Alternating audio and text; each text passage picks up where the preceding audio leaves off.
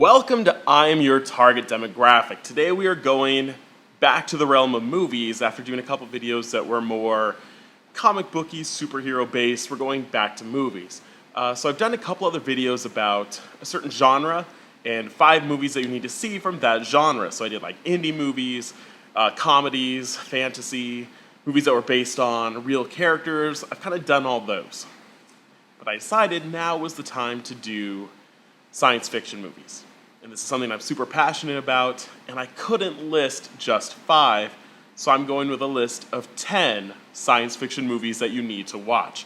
Some of these are going to be obvious, they're going to be no-brainers that most of you have hopefully seen, but there might be other movies that are maybe a little less well-known, maybe you missed, and maybe this will encourage you to put those on your list to check out.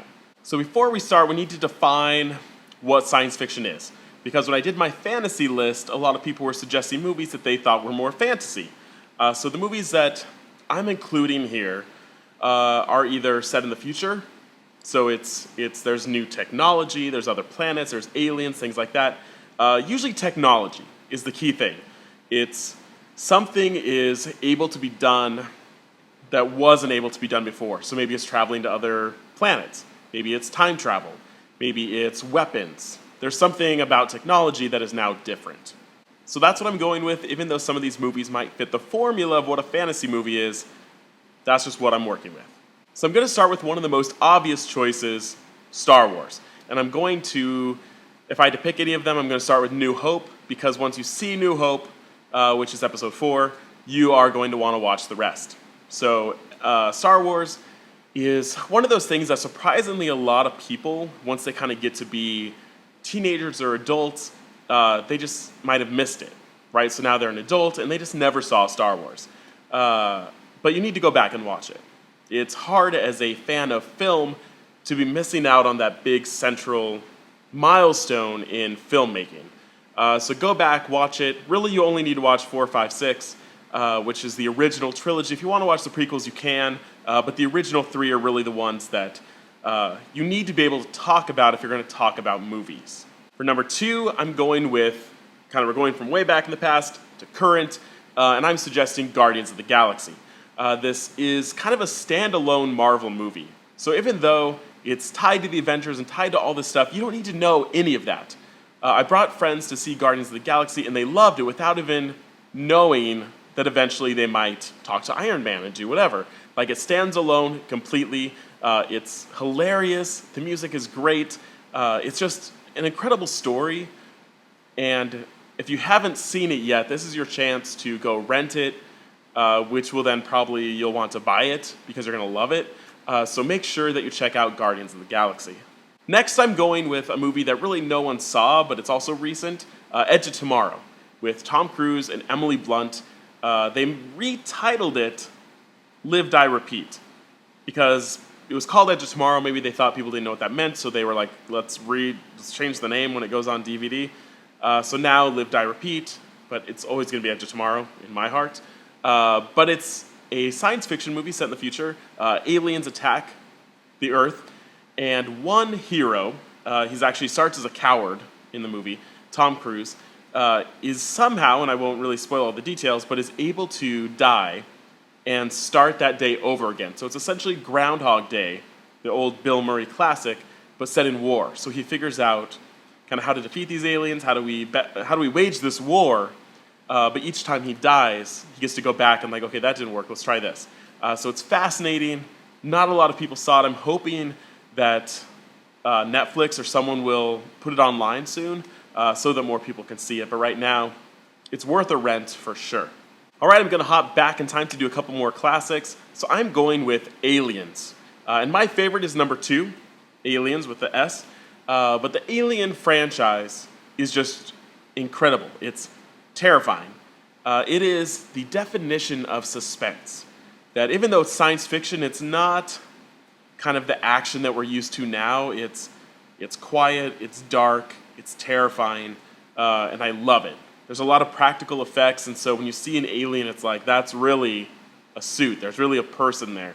And that's really rare these days, but I feel like it gives it that weight that it's terrifying. So go back, check out Aliens, and then the others if you want to. But Aliens is my favorite from that series, and you need to check it out. I'm going with another classic for number 4, Terminator. And specifically for me, again, it's number 2, Judgment Day, which is right now streaming on Netflix. So if you're watching this when this video comes out, Terminator 2, Judgment Day on Netflix if you haven't seen it. It's best if you see Terminator 1 just to kind of get some context, but I don't think it's absolutely necessary. Some people might argue it is, but rent number 1, number 2 streaming. But it revolutionized a lot of visual effects, because this was 20-something years ago this movie came out. And the effects in Terminator Genesis are not even as good. So it's incredible what they were able to do. The story is really intriguing. It kind of takes time travel and makes it accessible to people. It's not like a complicated time travel story, but it's simple, it's easy, and the effects are incredible. So check out Terminator 2 Judgment Day. We're halfway through the list, and so I'm going to go now with another recent movie from last year, Snowpiercer. Snowpiercer, not a lot of people saw. They don't really know what it is. They've never heard about it. So imagine this. In the future, everything froze over, Ice Age. And the only people that are left alive live on a train that is constantly circling the planet. All right, so everyone that's alive is on this train. And the train is symbolic kind of this caste system. So the people at the front are very rich. They live in luxury. They have all the food and water they want. But the people at the back of the train are dying from starvation. It's horrible kind of situations back there. And it stars Chris Evans, Captain America. And he basically stages a rebellion to fight his way from the back of the train all the way to the front. So it's a very simple premise. There's not a lot of sets and things because it's very compact, but it works. It's a completely original story. It's just fascinating, and it is also streaming on Netflix. So if you're looking for something solid, you're just like, we have a couple hours, let's watch something interesting, check out Snowpiercer. Up next, I'm recommending District 9, which is the first big movie to come out by Neil Blomkamp, who has since done Elysium, Chappie, and he's doing a Aliens movie, if the rumors are correct, to come out soon. So he's doing some other fun stuff, but District 9, his first movie, I think is still probably his best. It's the interesting story of what would happen if aliens kind of landed here, but they were kind of impoverished. They didn't really take over. They just kind of lived, and they were kind of sick. And it was this really interesting coexistence story. And it utilized South Africa as a shooting location and a lot of talent from South Africa. And it's just a really interesting kind of documentary-style film with some incredible action towards the end. So District 9, if you missed it, check it out. Some people didn't like it because it's kind of strange. I was going to say weird. It's kind of strange. But a lot of people, if you like other movies on this list, District 9, you should like.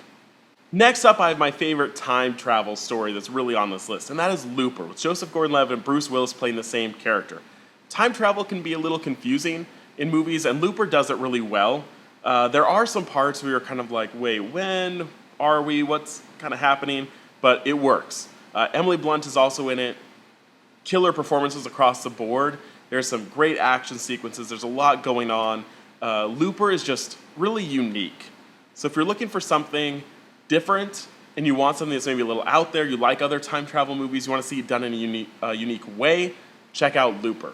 And number 9, we've got the movie Dredd, which was really underrated. People are signing petitions for a sequel. They really want another Dredd to come out, and I'm hoping that happens.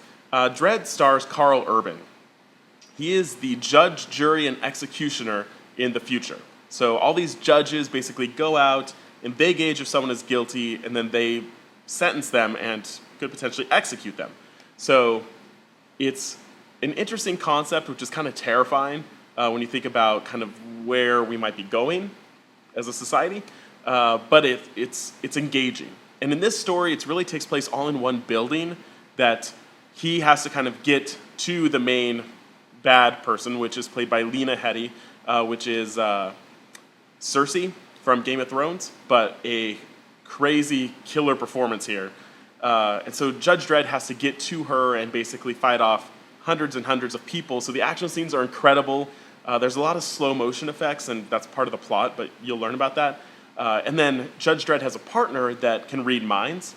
So there's a lot of different moving parts, but it's a very simple story, which I love, just focused, and it just looks great. It's got a great visual. The action scenes are incredible. It was streaming on Netflix. They took it off, so you just missed it. But next time you're, Redbox, whatever, check out Dredd. It has some incredible, innovative fight scenes. And lastly, the movie that redefined science fiction and probably still has some of the coolest action sequences in science fiction ever, The Matrix. The Matrix, when it came out, nothing like this was happening. They took visual effects to the next level, and they made movies that are coming out today possible. The Wachowskis haven't really put out anything that great since. I really wasn't a fan of, Cloud Atlas was interesting, but I wasn't a fan of Jupiter Ascending. Their Netflix series, Sense8, I was a little not in love with. But The Matrix, they have created a masterpiece. You really only need to watch the first one, but I don't think the trilogy is bad, but I just think maybe 2 and 3 are maybe not needed, where 1 can stand alone. And it's a great story, and the visual effects are alone worth checking it out. So if you somehow missed The Matrix, now is your chance. Go back, rent it, find out what all the talk is about. It still holds up. Okay, so that's 10 science fiction movies that you need to see. I missed a lot. There are some movies that I've never even seen that are on my list. Blade Runner, I've never seen. People keep telling me you need to see Blade Runner, so that's on my list. So what are some movies that we're missing? When you think of science fiction, and you think of movies and the great movies that have been made, what stands out to you? You don't need to list 10. You can if you want to. But what are the movies that are not on this list? Or what are the movies that are on this list that you agree or disagree with? Let me know in the comments, talk to each other, and let me know. So if there's movies I need to check out, tell me which ones I should check out. Make sure you head over, like my Facebook page at facebook.com/IAYTD. You can give me ideas there. We can talk to each other. You'll see a lot of movie reviews. Every weekend I'm reviewing stuff. So check it all out there, or check out my full website at imyourtargetdemographic.com. Thanks for watching, and we'll see you later.